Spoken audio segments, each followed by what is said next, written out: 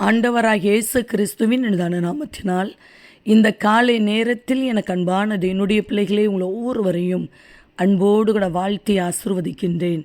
எனக்கு அன்பானது என்னுடைய பிள்ளைகளே, ஏதோ ஒரு விதத்தில் உங்களுடைய சரீரம் பாதிக்கப்பட்டு போயிருக்கலாம். வாழ்க்கையில் பாதிப்புகளோடு நீங்கள் வாழ்ந்து கொண்டு இருக்கலாம்.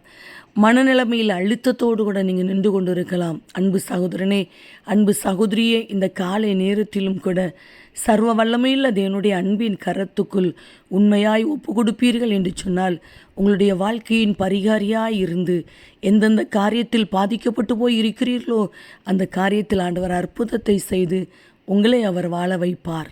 தகப்பனே, இந்த காலை நேரத்தில் உம்முடைய பிள்ளைகள் ஒவ்வொருவரையும் மனதார ஆசிர்வதித்து ஜெபிக்கிறேன். அப்பா, நீர் எவ்வளவு நல்லவர், உங்கள் அன்பு எவ்வளவு விலையேறப்பட்டது ஐயா. நானே உன் பரியாரியாய் கர்த்தர் என்று சொல்லி உம்முடைய பிள்ளைகளை நீர் ஆசிர்வதிக்கிறீர். அதற்காக உமக்கு கோடி ஸ்தோத்திரம். இந்த நாளுக்குரிய சகல காரியத்திலும் உம்முடைய அன்பின் கரம் உடைய பிள்ளைகளோடு கூட இருந்து தாங்கி நடத்தட்டும் அப்பா. எங்கெங்கு பிரயாணப்பட்டு போனாலும் பிரயாணங்கள் ஆசீர்வாதமாய் பாதுகாப்பாய் இருக்கட்டும்.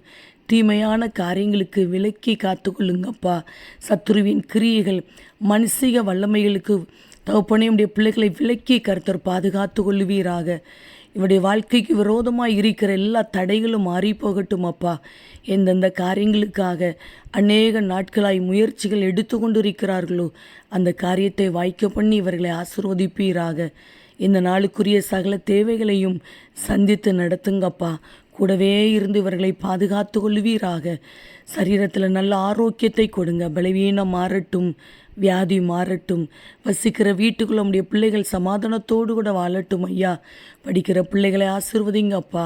வேலை செய்கிற பிள்ளைகளை, தொழில் செய்கிற பிள்ளைகளை கர்த்தர் ஆசிர்வதிப்பீராக, பாதுகாத்து கொள்வீராக.